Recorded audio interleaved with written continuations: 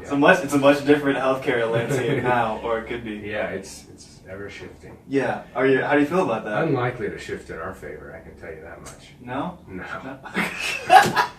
No. The numbers, it's mathematics. I think we talked about this in our last podcast. I do want to shout out, if you didn't, we need to almost post that clip. That was a very big thing. I mean, let's go over it real quick. Mathematics of what's happening in the future. And I'll try to just make it real brief. Yeah, this is crazy.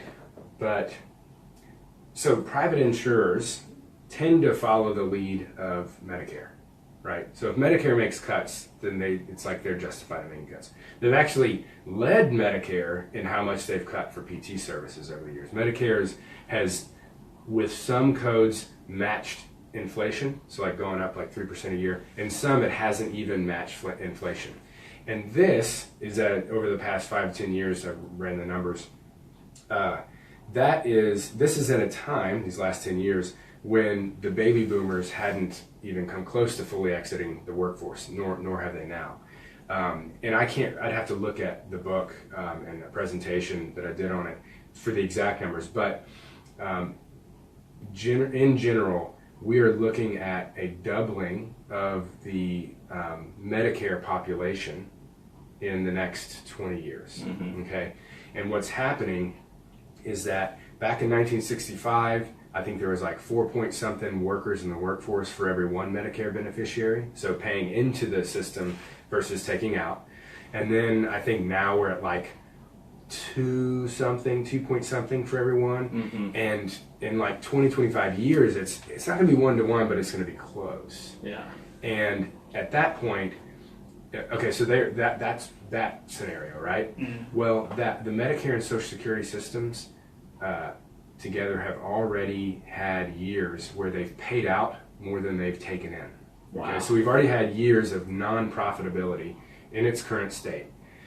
So when you extrapolate that to 25 years from now, when there's even more people drawing from it and even less people comparatively contributing, there's no way the system will sustain itself in its current form, paying practitioners and for medications, but paying for medical services what they do now. There's mathematically no way that major cuts are not on the way for what we get for our services. We're talking Medicare specifically? Medicare, yeah. This is the Medicare but private insurance follows Medicare. Yeah, they're very influenced by Medicare. Now, hopefully, our various fields can kind of gather together their forces and hold rates at a decent amount.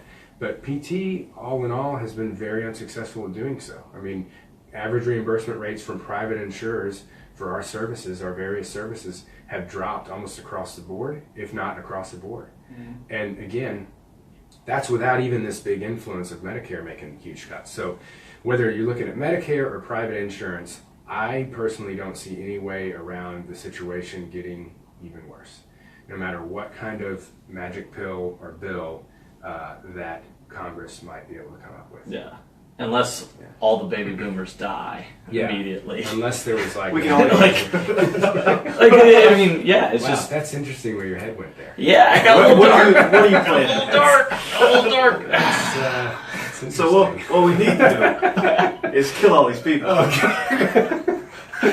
We'll be great. The future's bright. He's going to keep the ball rolling. It'll be like the giver, right?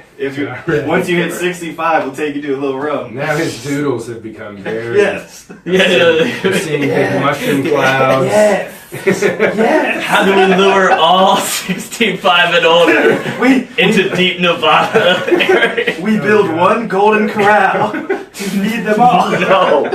No, that's awful. Golden Corral, Jeff Foxworthy, and I don't know what something else that attracts them. Yeah. God, that's funny. That's a little too much there. What's up, Matt? What's up, Scott? Sorry about that. Yeah, and I don't mean to be a downer, but I'm just telling people, like, if you think you can have a practice that exists completely on reimbursement from third-party payers, you're in for a very rude awakening. And if you don't start to make changes now or plan for those changes and figure out how to introduce at least some wellness and fitness and the preventative services that you can do on a cash pay basis, even if you're going to do all your PT via insurance or third-party payers.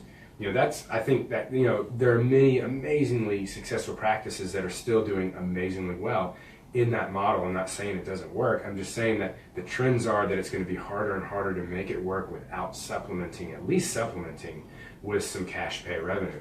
So that's what we're trying to warn people about.